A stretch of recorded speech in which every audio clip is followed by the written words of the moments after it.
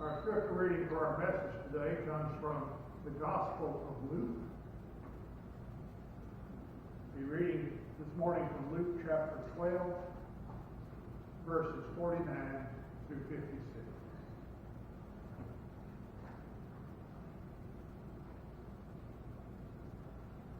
Jesus is speaking. He says, I came to bring fire to the earth, and how I wish it were already kindled. I have a baptism with which to be baptized, and what stress I am under until it is completed. Do you think that I have come to bring peace to the earth? No, I tell you, but rather division. From now on, 5 in one household will be divided, 3 against 2 and 2 against 3. They will be divided. Father against son and son against father. Mother against daughter and daughter against mother. Mother-in-law against her daughter-in-law, and daughter-in-law against mother-in-law. He also said to the crowds, when you see a cloud rising in the west, you immediately say, it is going to rain, and so it happens. And when you see the south wind blowing, you say that will be scorching heat, and it happens. You hypocrites, you know how to interpret the appearance of earth and sky, but why do you not know how to interpret the present time? These are the words of God for the people of God. Thanks be to God. Have you ever noticed how much people talk about the weather?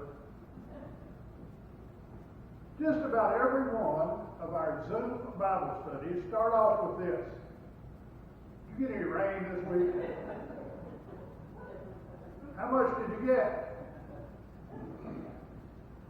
This time of year, when the high temperature is nearly 100 degrees like today, people who have hay on the ground or gardens or just like to be outside are interested in the weather. In today's reading from Luke, Jesus talks about the weather. He says, when you see a cloud rising in the west, you immediately say it's going to rain. And so it happens. And when you see the south wind blowing, you say there will be scorching heat, and it happens. But then he says, you hypocrites, you know how to interpret the appearance of earth and sky, but why do you not know how to interpret the present time? Rain and scorching heat, the topics of conversation. It seems like some things weren't so different in Jesus' time, doesn't it? The New Interpreter's Bible says that the weather in Judea, Samaria, and Galilee, where Jesus lived, is controlled by the Mediterranean Sea to the west and the desert to the south and southwest. When clouds appeared to the west, rain was coming. When the winds blew from the south or southwest, they were in for scorching heat.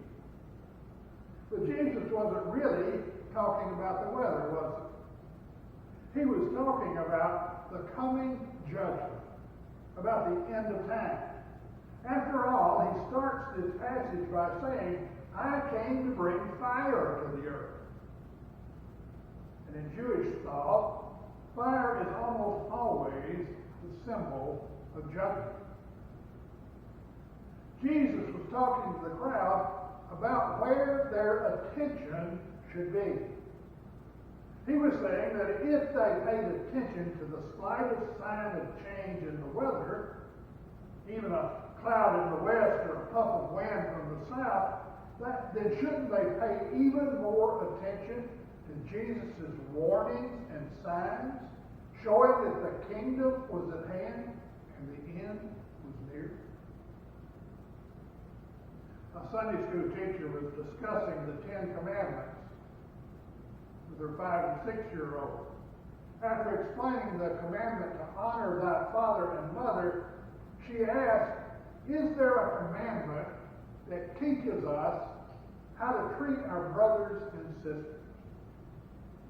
One little boy, who was the oldest child in his family, didn't miss a beat. He answered, thou shalt not kill.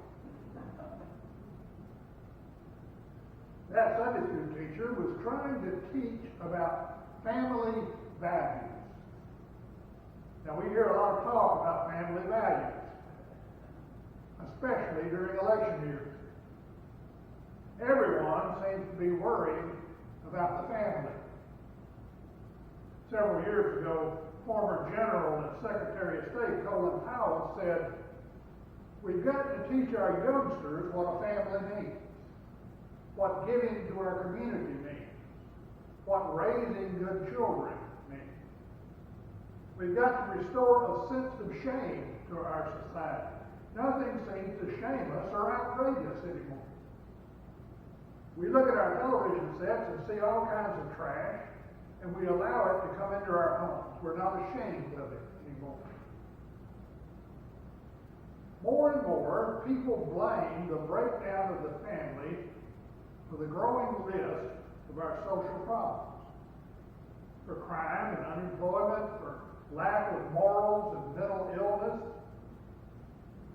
You know, the family is where children should learn values. If children don't learn about honesty and hard work and responsibility and faith from their mothers and fathers, chances are that no one else will be able to teach them those things.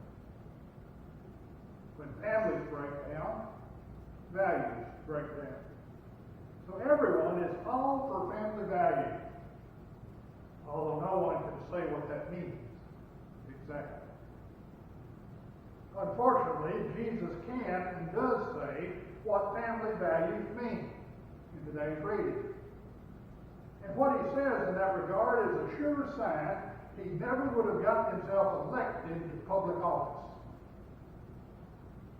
He says from now on, 5 in one household will be divided. And he goes on to outline the feuds between father and son, mother and daughter, mother-in-law and daughter-in-law, all at each other's throat, a whole house full of slamming doors and harsh words, meals eaten in silence, all because of Jesus. Now, I resisted preaching this passage this week. It's a terrible passage to have to preach. But if I didn't preach this passage, I would have to ignore a whole lot of the other Gospels as well. Jesus makes these kinds of statements all the time. It's the kind of statement that would make a campaign manager bury their heads in their arms and think about quitting. It's the kind of statements that makes Christians wonder if they are hearing right. Is this really Jesus?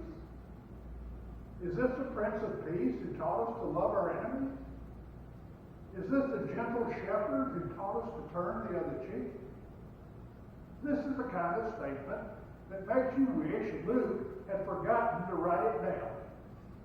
Or at least that somebody else later decided to edit it out. But even if we didn't have it in Luke, we'd still have it in the 10th chapter of Matthew, where Jesus said, "Do not suppose that I have come to bring peace to the earth. I did not come to bring peace, but a sword." So what are we to make of such a harsh pronouncement from Jesus? And where in the world is the good news in it that we expect from him? Let Jesus divide us from our enemies, all names, from those who hurt and lie and steal, from those who corrupt and destroy, but from our families, from our own parents and our own children, the very people who have taught us what we know about the love and forgiveness of God. But Jesus is not talking here about the ordinary cruelties that sometimes happen in families, as devastating as they can be. He is talking very specifically about the divisions that occur between parents and children, brothers and sisters, husbands and wives, when he walks into their lives. He's talking about what happens to family loyalty when he asks people to put God first in their lives. He's talking about what happens to family harmony when he asks people to choose whom they will follow. Now, I don't think that Jesus is saying that division within families is desirable, that division and fussing and fighting is something that we should work toward.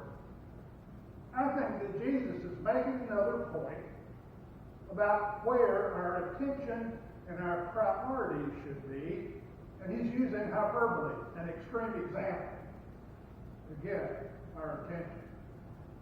And you have to remember where Jesus was when he said this. As I said last Sunday, he was on the road to Jerusalem, the city of his certain death, and it was tearing him up inside. He said, I have a baptism with which to be baptized, and what stress I am under until it is completed. He was in a tightening vice, and he had no sympathy for people who tried to squirm out of it themselves, using their family or any other responsibilities as reasons why they could not follow him. Let me first go and bury my father, someone asked him. The answer was no. Let me first say farewell to those at my home, another one said, and the answer was no. The hard truth is that loyalty to God is not one allegiance to be juggled along with all the rest. It's primary. It's not negotiable. It's a matter of life and death. Although sometimes you have to be on the road to Jerusalem before you can see it that way. Jesus didn't despise the family, but he did redefine it. For him, family was not a matter of whose blood you carry around inside of you, but in whose image you were created. It was not a matter of who has the same last name or lives at the same address, but who serves the same God. This means that his family became huge beyond counting, with lepers and tax collectors and Roman centurions in it, with scruffy-looking men who smelled like fish, and ladies in robes made with gold, and hordes of squealing children. There was no family tree in the front of Jesus' Holy Bible. As much as his ancestors may have mattered to him, it was more like a family forest he walked around in, with relatives collected from all over the place. Some from one family and some from another, all of them gathered in one place because of their allegiance to the one Father. That was the family where they learned what was right, what was wrong, what was worth living for, and what was not. Jesus says to us, where is our attention focused? What claims our closest attention? What things do we watch as closely as the Palestinian farmer did the changes in the weather? Our bank account? Our social standing, the way we look to others? On the other hand, what areas of our lives have we neglected? What has suffered as a result of our misplaced focus of attention? Our Bible study? Our prayer life? Our spiritual health? Have we given as much attention to the health of Christ's church as to how many channels we get on cable TV? Have we given as much attention to the maintenance of our spiritual disciplines as the maintenance of our cars? Have we given as much attention to our relationship with God as we do with our jobs and our careers or our retirement? And yes, have we given as much attention to the family of God as we have to our own family? Where is our attention? Where are our priorities? I want to close with this story. I think I may have told this story to you before, but it's one of my favorites, and I'm going to tell it again. There was a pastor who phoned the home of some recent church visitors. A voice answered in a whisper, "Hello. Who is this?" "Jimmy." "How old are you, Jimmy?" "4." "Jimmy, may I please speak to your mom?" "She's busy." "Then may I speak to your dad?" "He's busy." "Are there any other adults at your home?" "The police." "Let me speak to one of the police officers." "They're busy." "Who else is there?" "The fireman."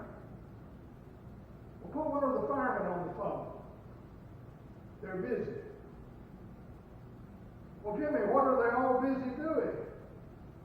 "They're looking for me."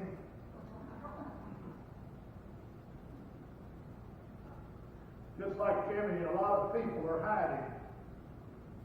Not from parents or police or firemen, but from a God who demands all their attention. And there is nothing funny about hiding from the one who loves us most and the one we need the most. It's a hard teaching. But God expects us to put Him first at any price. Where are your priorities? Will you stand up for Jesus no matter the cost?